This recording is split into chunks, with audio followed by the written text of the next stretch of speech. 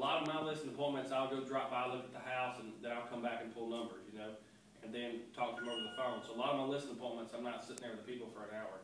Most of mine is a 15 or 20-minute deal. I'll already know knowledge about the house, or I'll have comps already pulled.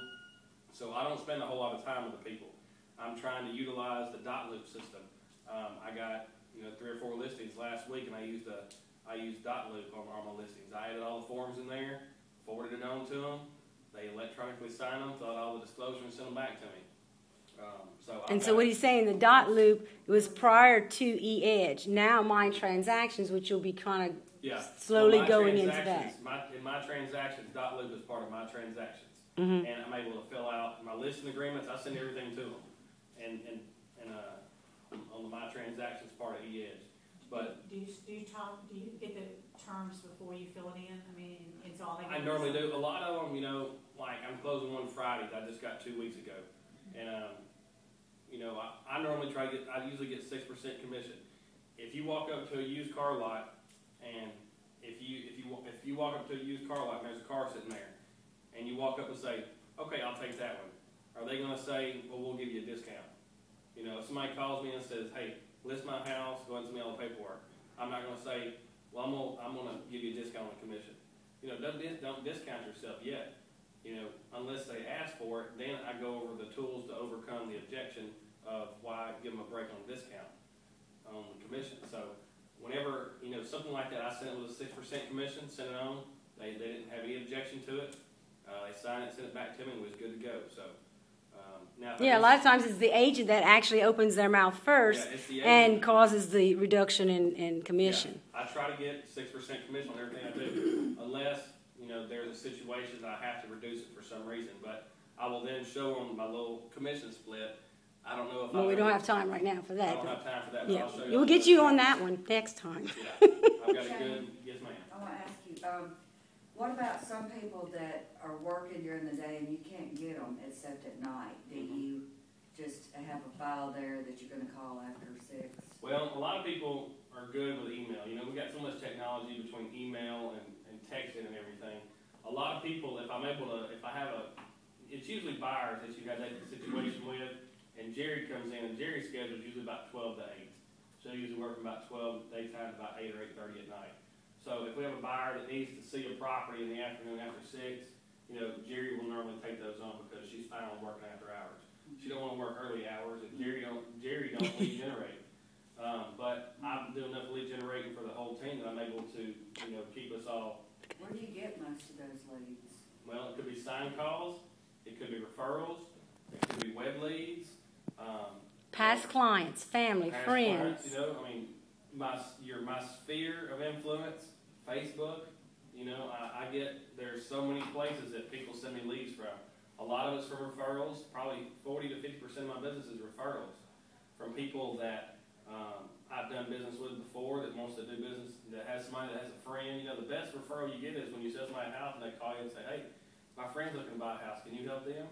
Sure. That's one of the best leads. I get some from web leads. A lot of mine are sign calls. I have 76 signs out right now. So we get a lot of buyers calling us, and I have to convert the buyer. They're calling me wanting to know about the property, and I convert the buyer. And then Jerry or Deborah will show the buyer. But I have to convert them. They're calling me asking me. And if that phone call, if I talk to them, if I'm talking to them and they call and say, hey, I want to know about this property. What's it, 210,000? Okay, great, have a good day. Okay. I got nothing out of that phone call. My conversation will go, they'll call me, hey, tell me about this property. It's 3-2, it's about 1,500 heated, and we're asking 119.9. What time can you look today? Well, we have to be somewhere at 12 o'clock. Okay, well, can I set it up for round 2?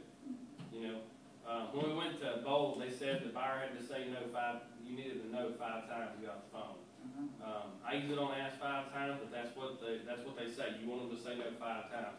I try to convert with an appointment. Unless I'm just super busy walking to a listing appointment, then I'll call them back and try to convert them. But you want to get that main phone call that you've got to convert that buyer because they're calling all signs. The person who converts that sign call is going to sell them a house.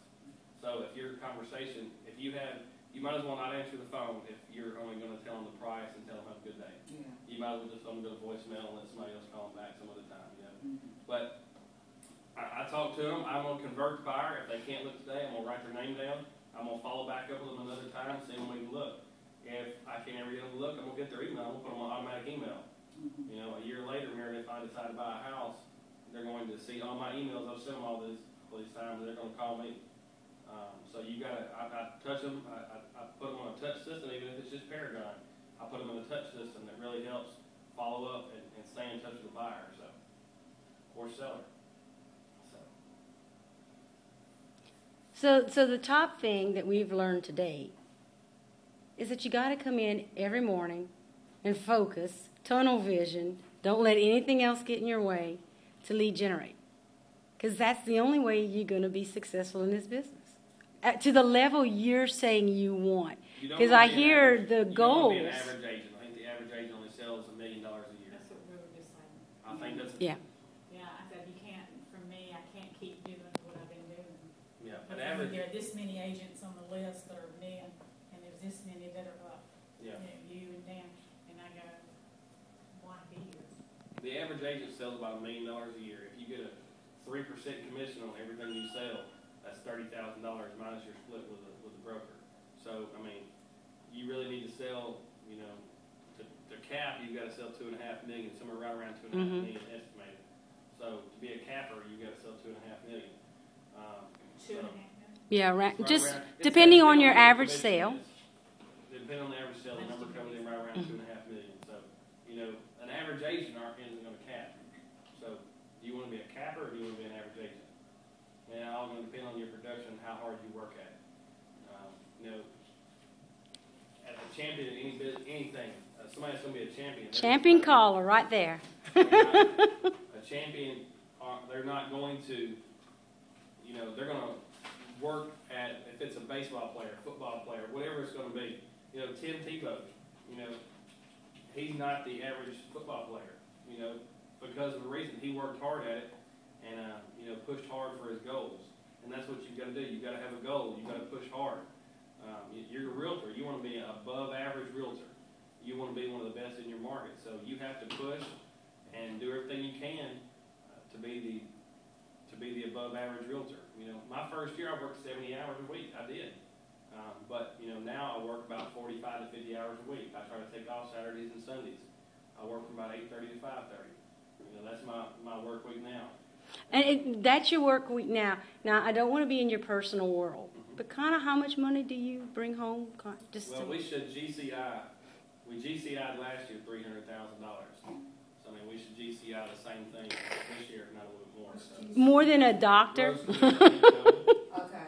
More than, yeah, that's... We GCI'd a little over $300,000 last year. So, you know, most people, whole family don't make, you know, I had to pay, you know, I'm a capper. I had to pay $21,000 out of, you know, my GCI.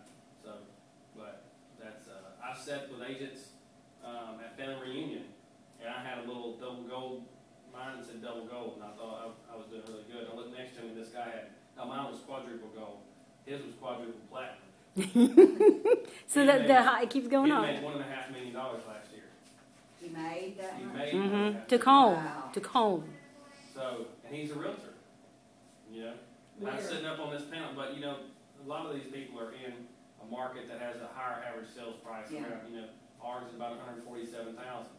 You know, you can make good money at the market. You just got to capture the market share. You know, if you let that phone call go by or you don't call that lead, a person is going to list their house with somebody. Why shouldn't it be you? A person is going to buy a house from somebody. Why shouldn't it be you? You know, the only reason that's not going to happen is if you don't get in touch with that person. If you don't talk to that person.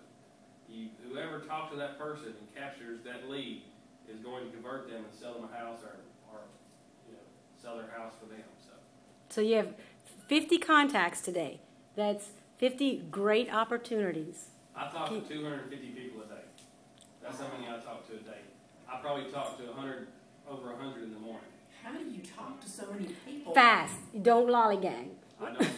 Business. Between texting, if it's between a text, if it's between an email, I'm steadily on the phone with somebody trying to drum up business. If it's somebody calling, there's an investor calling right there to buy a house. I know. That's why I'm so appreciative that Shane is spending some